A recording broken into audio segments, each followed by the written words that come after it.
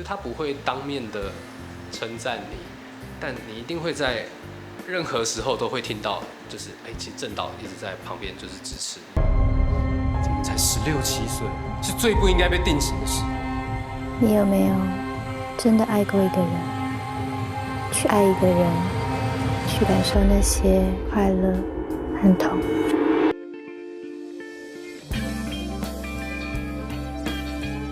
可能问我怎么做功课的吧？对啊，那就当然也会跟他们讲，可是我觉得好像，我觉得表演好像很难跟他们讲说我是就是怎么样要怎么样，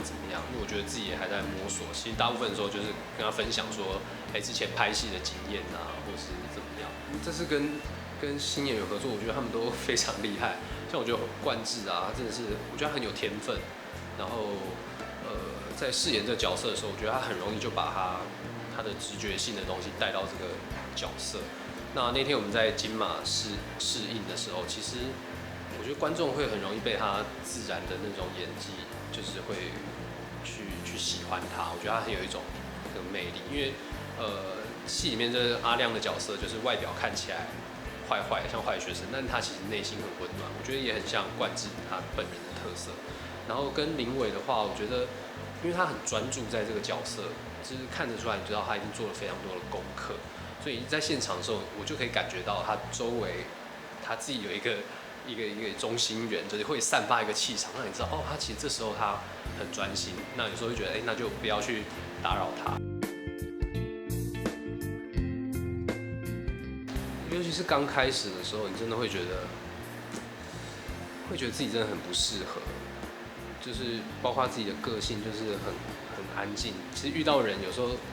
真的都会常据点，或是有一个尴尬、比较低潮的时候，就真的没有工作的时候，就是你会觉得，对啊，那我该怎么办？就是我真的没有其他的第二专长，那我第二专长到底要去找什么？那时候就有想说，可以去摆地摊，因为曾经演过摆地摊卖眼镜，就是想说，那也许可以这样。对啊，但就会觉得，其实因为我觉得每一个工作，你要熬出头，我觉得都是很困难的。就是摆地摊卖眼镜也是一个很不容易的事情。那你确定你做那会有钱吗？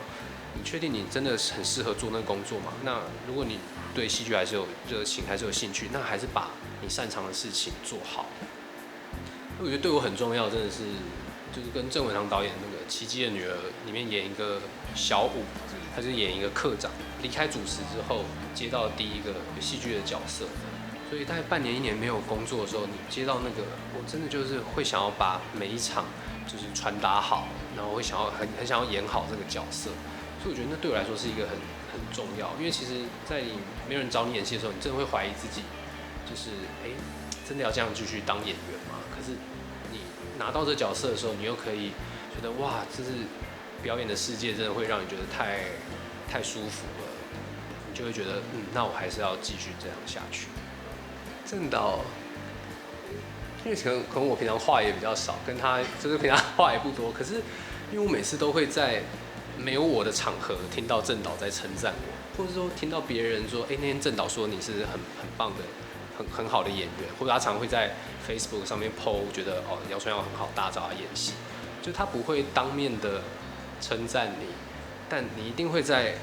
任何时候都会听到，就是其实郑导一直在旁边就是支持你。我觉得我们比较像是这样子的关系。